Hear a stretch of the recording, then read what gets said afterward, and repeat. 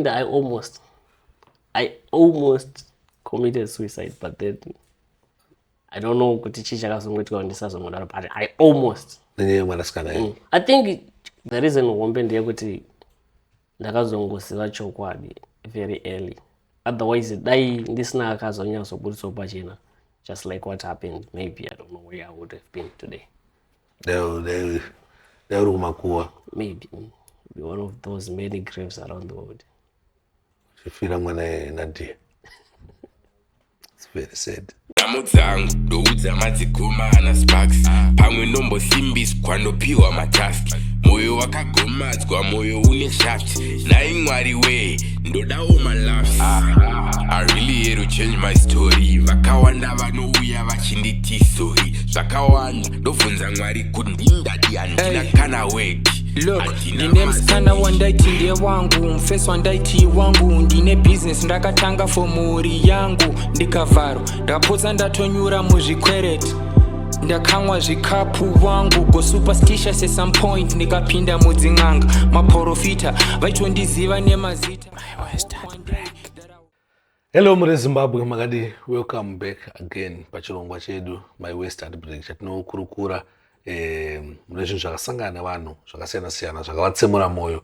Muzoro nhasi ndina mukuru wandinawo, ndina mukoma wandinawo vachititsanangura nyaya vakasangana nayo yavakazenge vakupomerwa kuti vakanga vakudanana nemusikana aiva kupuraimari kuburikidza neshamwari yake yakaenda ikanonyenga mwana wekupuraimari achishandisa zita rake kuti everyone akanga akungomunongedzera achiti uyu anodanana nevanhu vekupuraimari zvakasvika pakuti iye nemusikana wake waidanana naye vasvika pakuparadzana. Saka ndichavaintrodusa muchirongwa ndatokurukura nawo. Makadi zvenyu mukuru? Tinofara mwakadini? Onese upenyu? Upenyu right.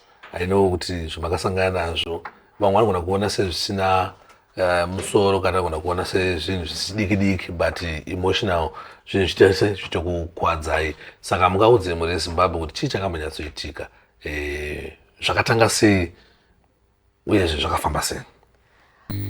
Okay, first and foremost again, inini ndiri munhu ndingati ndinotsamwa, but handigoni kuzviratidza kuti ndotsamwa.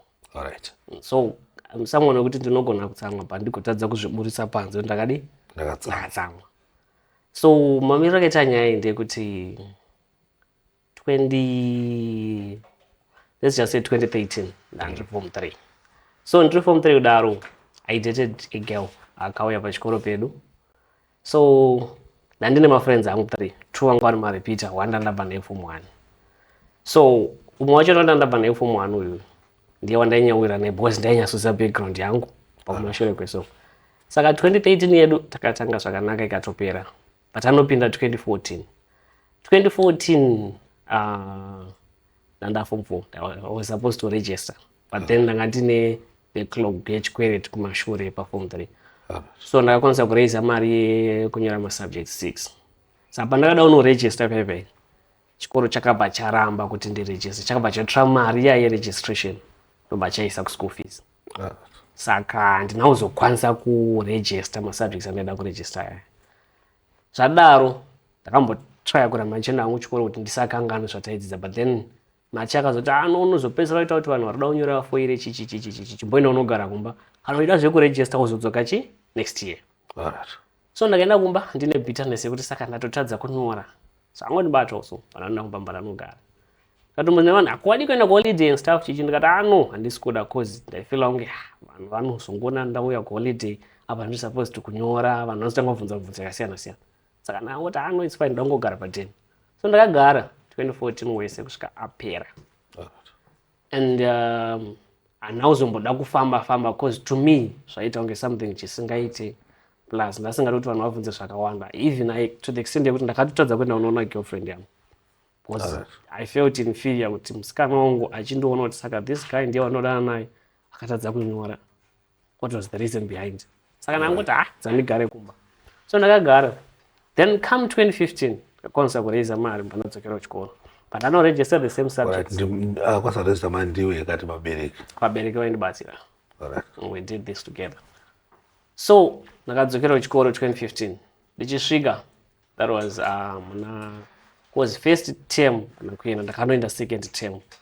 Saka ndichisvika second term muna May angosvika in fact ndatoregister previously but ndasingaendi kuchikoro saka ndakazoenda muna May chisvika muna May ndasvikotanga ndanga uri maform 3 the previous year ndobva tangotanga ngodingowirana saka ndakasvikotanga nemarepeaters ndova ndakatanga kulingana because mausual newongotongoita ngemurepeater. So the first thing chandakatanga kuita ndakatanga kutsvaga kuti where is my girlfriend. Saka ungosabrambokommunicate naye ndakasina kumbokommunicate naye pesa. But then I knew kuti even if dai ndakamuwana aine another boyfriend ndisingambombi mhosva because it was me akamugosta. Saka ndangoti maybe semunhu anogona kunge akangonyara saka edza ndingomudza situation iripo. So ndakatry kutaura naye but ainditiza here and then. Ndikada kuenda naye kurodi kwavo ndakona ndihwanda kana ngoita zvimwe zvinhu zvekuti ndikona kuona timu rekwavo rondivhara road. Zvakaitika kupi zvinhu? Zvakaitika kwaGosho Makumbi ndikupi? Bwera. Alright. So story yangu hombe pana Lydia iri pakuti Lydia haana kudana naye first, but what happened was that Lydia ayo nesister yake yaipinda paboarding yanga iri close to our school. Alright. Saka Lydia akandiintroduce her to sister yake the day ratakenoma sports. Nobva ndadana nesister yake. So tichidanana kudaro because of distance ndaisakwanisa kutravela every day kuenda kunoona sister yake. Saka normally I wouldn't send kana kuti katsamba kana something ngengomuradza kuti ndiri kwenstaff ndogona ngomudza ndoda kuuya kuzogona Friday. But then the funny part ndeyekuti ndaiti ndikada kunyora something chiri so expressive kana tsamba yakakura akanopa sister yake because ndaimupa Friday paanodzoka Monday ndopanoenda reply. So I don't know kuti chii chaitika nesister yake because ndaiti ndikanyora tsamba because I'm someone anogona inarrative. So ndaiti ndikanyora tsamba sister yake aingosvikotora tsamba iyayo ongoita paste zvandanyora pandanjiti iwewe oti inini. Saka ndaona kuti izvi zvandikuita zvazvinangana musoro izvi. Then I changed my mind. One day ndichitoperekedza Lydia iri Friday ndobva ndamuti Lydia, what do you think about us?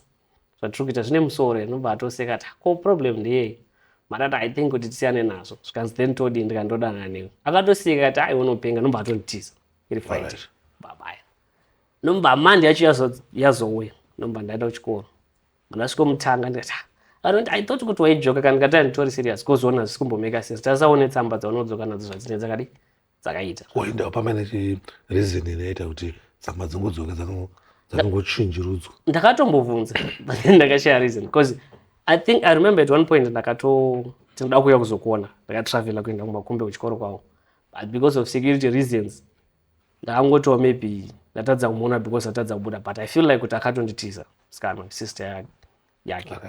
So ndozvimwe zvakazondipusha kunditi ndikupedza nguva kwandikangodana nausho. So ndakazomuconvince ndobva abvuma. And the funny part ndopandakatozorealize kuti ndachitambisa nguva ndiye munhu chaiche wandofanira kunyasodana naye. Takatodana naye zvakanaka.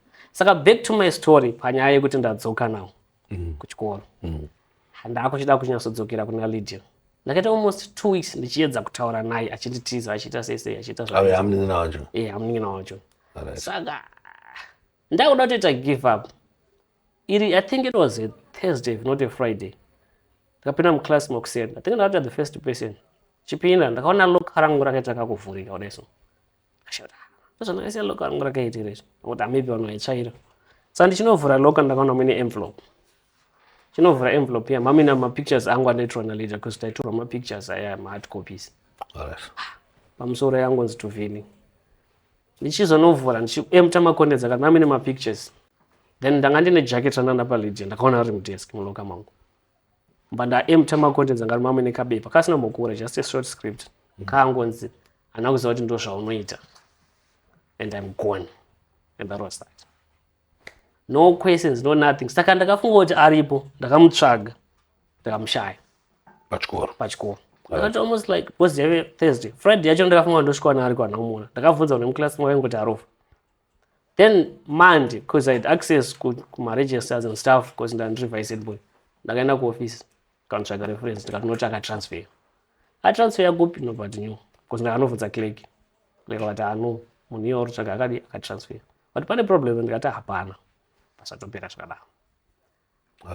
Then I think mid-June if not mid-July one day ndakatogara muclass palunch kutoenjoya zvangu kamuka novheka ndaitoverenga. Ndine this half sister yangu angari form 1. Angopinda muclass like what we would do is taitakurana zvinhu. Anenge atanga kubuda ndianotakura zvakawanda. So zvaiitika ndezvoti normally nebhuks ndaikurumidza ndaimutakura mabhuks ozoitora kuclass ozotera nelunch. Saka palunch paipa yakauya ichitonetsa chiti ndikuda nditengerewo mafreezes. Ndikati nhasi handina mari ndanopiwa ndozobhadhara. Nombati ndopiwa nerenyu ndikati kana kurega mbati ndine nyaya. Ndikati chena unopiwa anopiwa unombagara. But naimgoma vhini munyasonzanangura imini. Pfungwa dzenyu dzinyaso red. Kati what do you mean unoti pfungwa dzangu dze red? Zvikanzi Lydia naTariro ndio pari nani. Kati kuzviwana kubhezi zvauri kutaura izvi. Because I didn't want to be involved in my relationships and stuff. Zvikanzi handingovhunzo. Kati alright, the Lydia part I know it, but who is Tariro? Zvikanzi hamusanditonge benzi imi. Muda kundudza kuti zvinhu zvakaspread paprimary yese last year kuti imi mudana naTariro. Muda kutanga kuda kunyepedzera kudzongera nhasi. Ndikati when you say primary route kuti zvikanzi Tariro angari grade 7 last year ndaipinda naye. Ungadana naye imi. Yo ukuthi ini ndakadana nemuprimary zvikanzi alright, it's fine. Kana muchida alright. Hande tinomubvunza. Ndikati yo come on, yako yakamira seiyo. Vatoti hamuda kunyepedzera zvenyu kudzongera kaundomudedza. Ndikati no kunoko handidi maform 1. Handeiko. So takabuda muclass tichora mafreeze dzedu pataenda block reform 1 anga just across block remaform 4. Instead yekuti tipinde muclass ndakangofela kuti hazviite. Ndikati hande nekuseri tinodongora nepawindo. Pataenda nekuseri patamira pakuona. Saka muclass moma musitombonakanwa kaona. Mandifunga maito nevasikana vanga vari 4 vakagara vakamira pakuona. Amba vato ndichidongorera imba nadongora zvikanzi musikana uyu ndopi. Ndikati hayo ndikwanirewo ndakutokecha paipa ndakutoboikana. Zvikanzi haiwawo kani. Uda kuramba nema. Musikana unyatoripo apa mai ndomuziva. Nomufunga kuti handimuziva mira ndimudedzi. Ndikati hayo chirega kudaro unozoita kuti munhu adi apanike. Ngatipinde mukati. Patatenderera patapinda mukati. Tichipinda wakabva wavhunduka waida kutobuda because it was lunch time. Saka pachikoro tainzi palunch vanhu vanobuda muclass. Semunhu anga ari prefect wakafunga kuti toda kunzi buda muclass. But I know it's fine, garai pasi zvinji. Patapinda mbatagara padesk rarasha. Takagara tikatotora almost like 30 minutes. Achiti ndobudedza zvesho. Hati ndione nyaya ndotaura nyaya kwamudedzi. Mbati amuzonyari mimi. Sakashe kuti nyaya iri pamuba amudedza zvikanzi Tariro. Saka pakanzi Tariro vamwe vake vakabva vatobuda. Nekuti vanga varealize kuti maybe pane methods zoda kuitwa. Tariro yoyo nekupanika akatomboda kuenda. Mbaatomba nomataro kumbatso kanaye. Atomboramba kugara akamira pawindo. Mamutai wagara ndikazomuti agara kwa pana nyaya zvikanzi kana chichi ndombata mumanikidza mbagara. Yes Tariro zvikanzi handiribo right. Ndikati ndiribo. Pana muti yo ini unondiziva here. Zvikanzi hazvingokuona ipanapo yese. Semunhu wandinongoona achitendero pana munopinda panapa ndingasangana nemi ndozoti munhu ndomuziva kuchikoro. Kati alright, it's fine. Kozita rangu noriziva here. Zvikanzi no handiriziva. Kati usati wambodawo kana kutsvaga nezvangu zvikanzi kana handisati. Ndikati kana usatyi nyatsotsanangura zvikanzi aiyo sati. Ndikati it's fine. Ko munhu anonzi Vincent unomuziva here. Zvikanzi imi munomuzivira kupi. Ndikati ndotovhunza iwe unomuziva here. Zvikanzi zvaita sei. Ndikati hapana kupana zvanoda kuziva. Mbaura kutotiza. Ndikati usatiza it's fine. Pane nyaya ndoda kungozivawo zvangu ndiri kunetserwa nemusikana. Ngona musikana arako yanzvadzi yangu ane nyaya neni. Saka takabvira kare chikotedza nenyaya. Zvikanzi imbori nyaya ndikati ndosaka ndatokubvunza kuti munhu anonzi Vincent unomuziva here. Zvikanzi ndomuziva. Ndikati but nawo ndiziva. Zvikanzi zvesita renyu ndikuziva zvingokuona yangu panapa todi ndomuziva. Ndikati it's fine. Unogona kutsanangura kuti munhu wacho ananga akaita sei. Ari panapa anopinda panapa. Zvikanzi akanyora last year. Ndikati last year as in kuti pawangu wari form 1. Pawangu wari primary grade 7. Zvikanzi ndikati it's fine. Saka iye paitaura mupesi paitaura kuti Vincent aitaura zvisina surname kana ingoti Vincent nesurname. Infuwa kuti aito primary course kwakatobuda kutoti Tariro andana Vincent Chuma. Alright. The worst part ndeyekuti kuarea kwangu kwandinobva kune maprimary. I think at one point pakatomboita wani muprimary akatomboita kakuda kundihighlighta kuti ko imimi muchiita sei ko imimi. Ndibona muti kuita sei pakuita sei ndobva ngonyara mbatoti. Saka ndashauri nyaya yake ndeye. But then because semunhu anga I thought kuti semunhu anga asina like V11 anyasaradza kuti zvechokwadi nyaya iri kutaurwa primary ndeyechokwadi, akadzisa kudi kuvhunza. So ini ndazonyatsoti unogona kunyatsomutsanangura here munhu wauri kutaura nezvake uyu. Zvikanzi actually I still remember muchitombofamba mese naVincent wacho, tikati inini zvikanzi tikati how do you know, zvikanzi mauya kuprimary, because kuprimary there was this girl wataiwira naye ainzi Varedzo.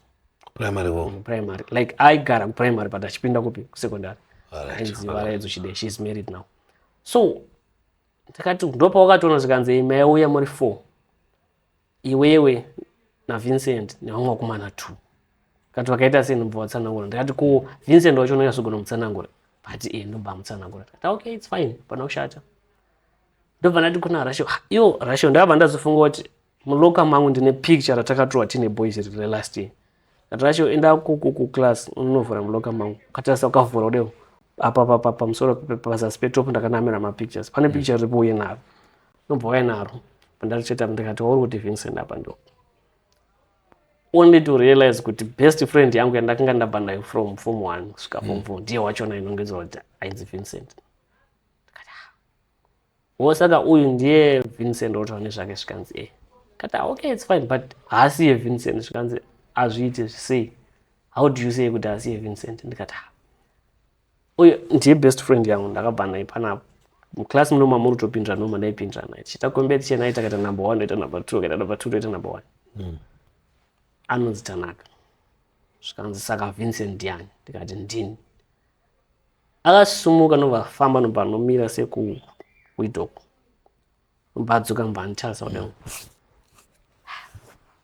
Saka ndakashaya kuti zvikufamba sei kuti musikana uyu tamboda ndomubvunza kuti newo saka makasangana sei, zvakafamba sei.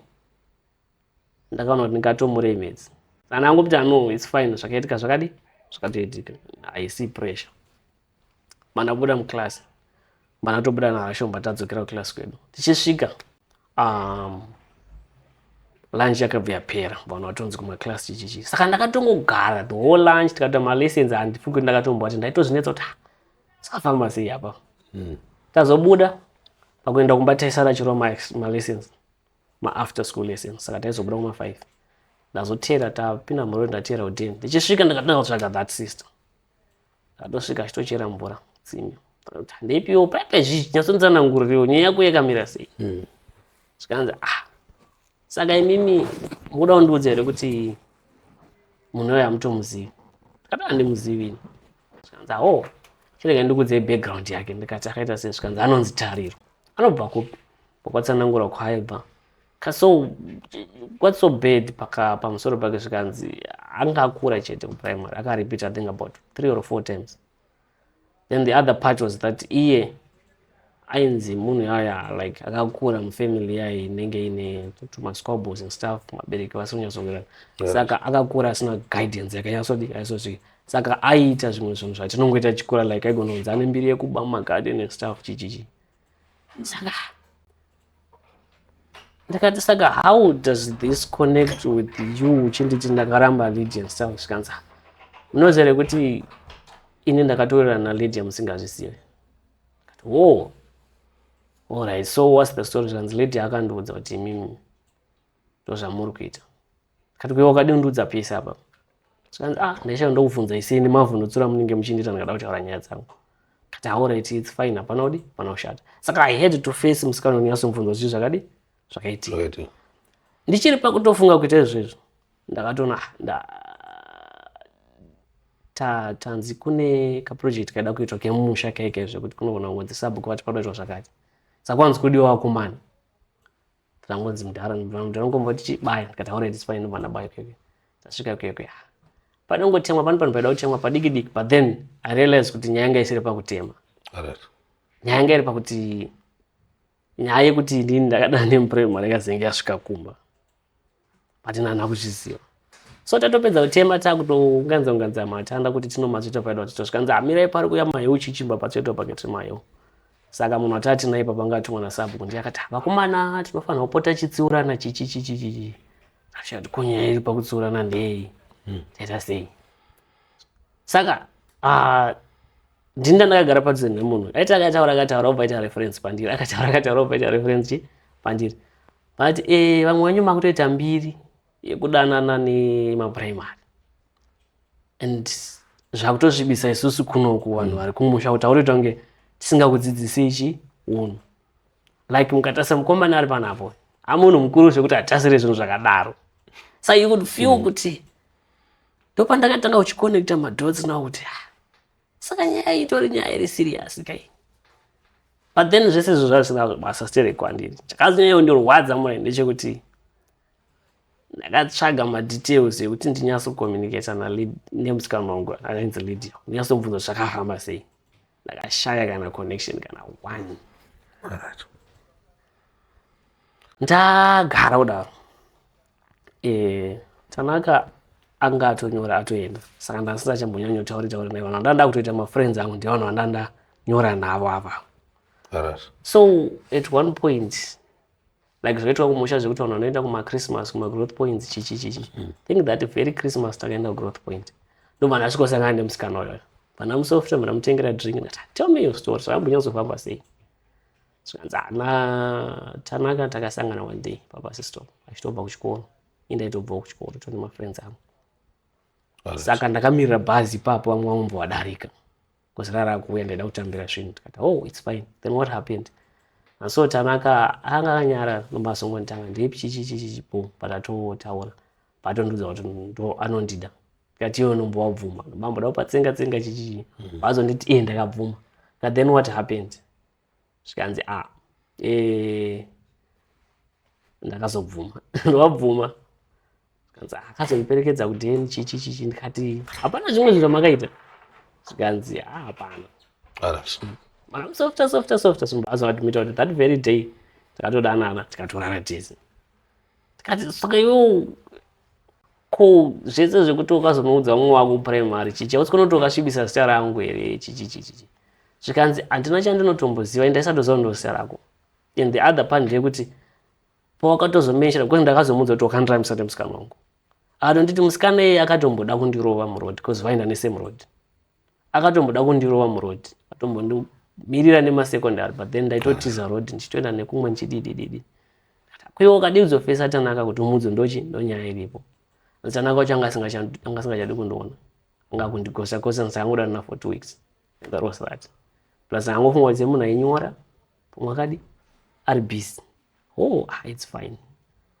so chakanyanya kundibata ndechekuti Lydia haana kutsanangura kuti nyaya yanga iripo angondigosta just like that then the other part ndeyekuti this friend of mine up to now tinotaura tese on a daily basis atoripo pafacebook anotaura as if nothing ever happened wakambotry kumubvunza I don't know how to question him kuti shayo wakadana nemuprimary ukashandisa zita rangu even up to now ndoshawa kuti wakandisvibisa ndosanga kuti ndodana netumanda age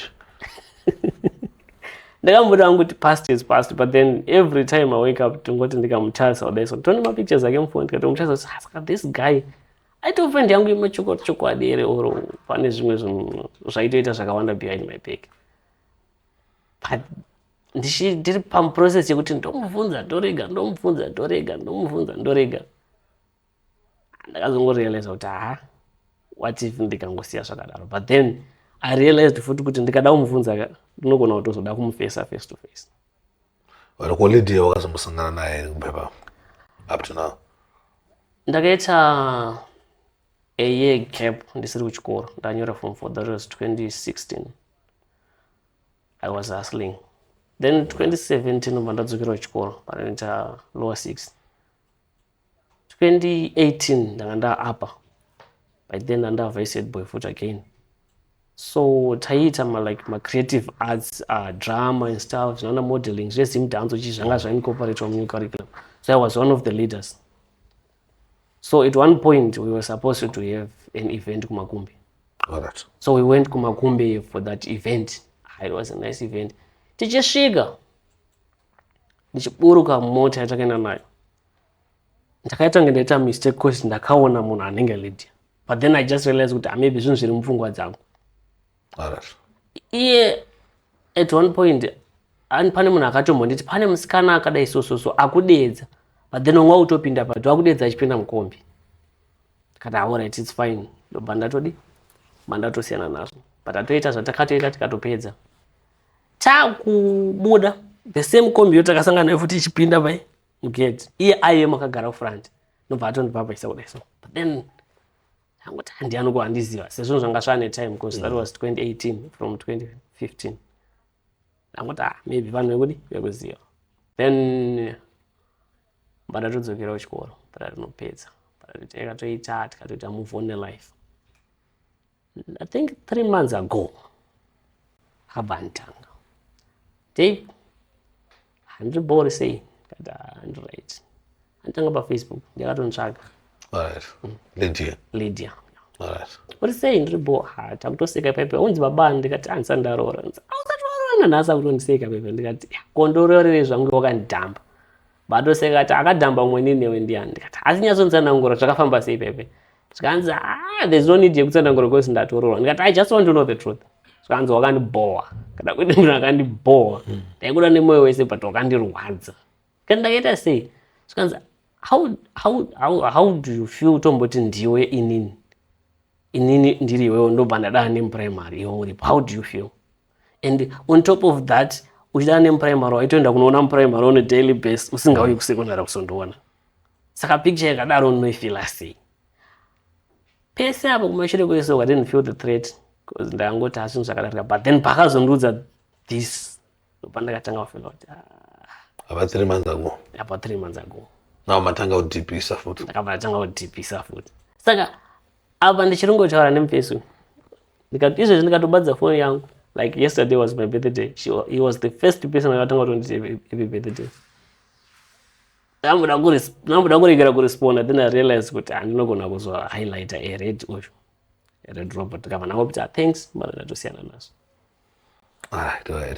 right so the whole story ndeyekuti chakanyanya kurwadza ndekuti akakunambisa nemunhu waunoda even up to now nyangwe amukati munhu chiri kungomuda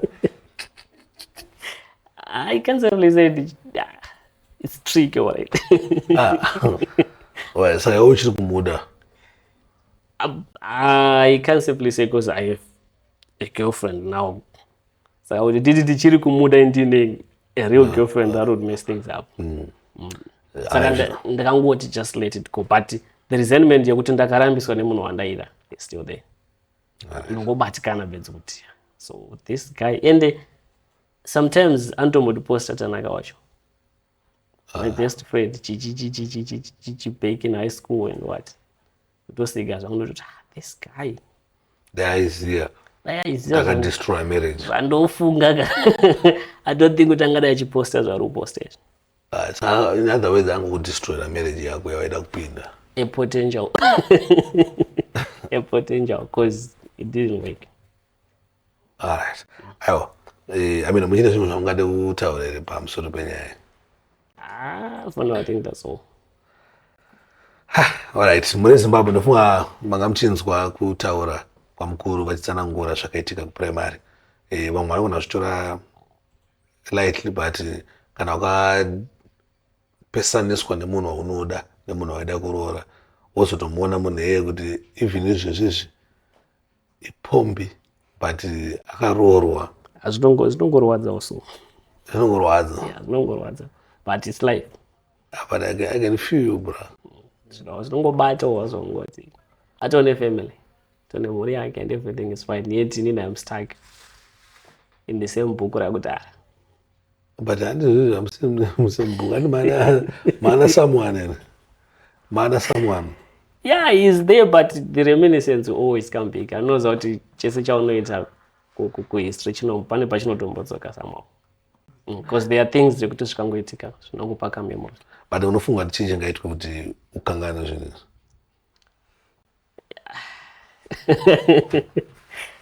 tokutsvagira macounselors maybe tokutsvagira macounselors muri Zimbabwe kana pachinge paine macounselor ari kuona chirongwa chinoichi I think baba vari kuda counseling because ndakavatarisa maziso mavo makujenga timusodzi tekuti munhu akaroorwa because munofunga dai musina kuramba navo dai makaroorana ndini I don't know because zvakatozoitika izvi zvakatozokata the line yanga iripo. I don't know kuti yaizosvika pakudi. Saka I can safely say or I can conclude kuti taizororana or taitadza kurorana. Nobody knows. But I think unofana kugara pasi nemufesi wako mbomuzada but yakaita yaisiriwe. Mamwe maybe zvinobuda. Maybe that would work, but I don't think kuti he is able to face me. Because from there, he has always been this distance. Alright. Alright. Yeah, I think muri Zimbabwe kana pachinge paino makansela, toda makansela anokwanisa kuti batsirawo kuti tisolve ma issues akatanga but the reason why tikuita chirongwa chakadai kuti timbonzwe ma heartbreak. Because vazhinji vari kuzviuraya, vanhu vazhinji vari kuzoita ma moves mamwe kuti tinozoregreta later kuti but dai chichazoitika apo. Mame dai takakwanisa kuti taure naye, takakwanisa dai waisadaro. Unaona mdana mazviyenga mdana. Yeah, at one point I almost committed suicide, but then I don't know kuti chichakazongoitika ndisazongodaro, but I almost. Nenye mwanasikana. I think the reason wombe ndeyekuti ndakazongosiva chokwadi very early. Otherwise, dai ndisina akazonyatsobudiswa pachena, just like what happened, maybe I don't know where I would have been today. They were kumakuwa. Maybe be one of those many graves around the world. Chifira mwana Nadia. It's very sad. Yeah. Anyway, muri Zimbabwe, thanks for watching, thanks for supporting chirongwa ichi. Kana pachinge paino vanhu vanoda kuuya kuzosharewo ma heartbreak vakasununguka kutibata.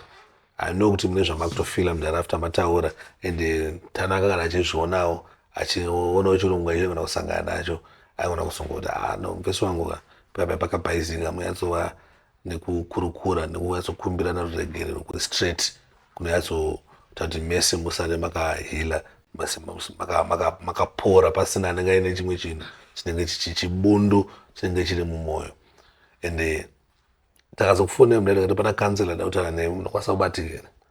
Yeah, I'm free. You are free. Yeah, as long as it isn't something Janechit, I'll always be free. Alright. Yeah, I think kuna vari kuonawo chirongwa makanselas vagona kutibata then vanhu vabatsirwe kuita kuti zvimwe zvinhu zviri mumwoyo zvigumbu zvavanenge vainazvo zvibude. Saka muri Zimbabwe kana uchingochitiona kuYouTube usina kusubscribe, please do subscribe. Kana uchingochitionawo kuFacebook usina kutifollowa, gara watifollowa maplatforms ese akaita sana naTikTok kana Instagram tinongoshandisa DJ Sparks ZW. Unoona kuenda munoita se munotibate ikoko. Kuna vanodawo kuadvertisa nesu, namba dzedu ndidzachingobuda pascreen, mona kutibata then we are open for business. Toona kuti tingashande sei zvichinakira tese imi nesu. Thank you very much for watching.